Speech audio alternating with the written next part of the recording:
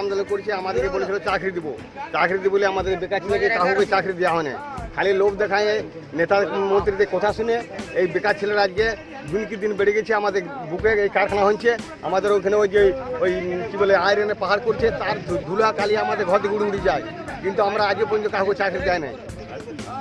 এখন আমরা কি করবো? আমরা এই ধর্মার ভোট করেছি যে আমাদেরকে কালকে থানায় ডেকেছিল, থানাতে বলেছিল যে আমরা 10 জনকে দেবো। আমরা বলছি 10 জন আমরা মানছি না, আমরা কমসে কম 50 জন 60 জনের লোক নিতে হবে, তারপরে পরে আস্তে আস্তে নেবেন 10-20 জন করে।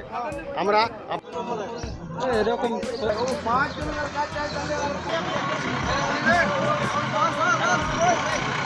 আমাদের জমি গিয়েছে, এরা আমাদেরকে বলেছিল কাজ দেব, কিন্তু এরা কাউকে কাজ দেয়নি। কিছু নেতার জন্য এই ছেলেরা, বেকার ছেলেরা কেউ কাজ পায়নি। আর কিছু খাস জমি এরা আমাদের যে দখল দিচ্ছিল, যারা আমরা চাষ করতাম, সেই জমিকেও এরা নিয়ে নিয়েছে, কাউকে কিছু দেয়নি। আর আমাদের এই তার জন্য এই বেকারের সমস্যা সমাধান করার জন্য আমরা এই সুপার কোম্পানির কাছে গিয়েছি।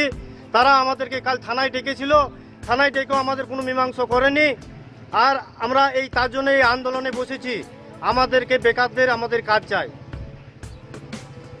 কতজনের চাকরির দাবি? আমরা 400 জন ছেলে আছি।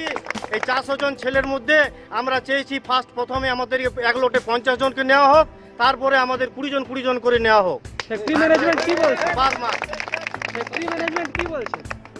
ফ্যাক্টরি কোম্পানি আমাদেরকে কাল ডেকেছিল থানায় ডেকে বলেছিল একটা মীমাংসা করব, এরা কিন্তু কোনো মীমাংসা করেনি। কাল আমরা থানায় যেয়ে কাল ঘুরে এসেছি। আপনার নাম?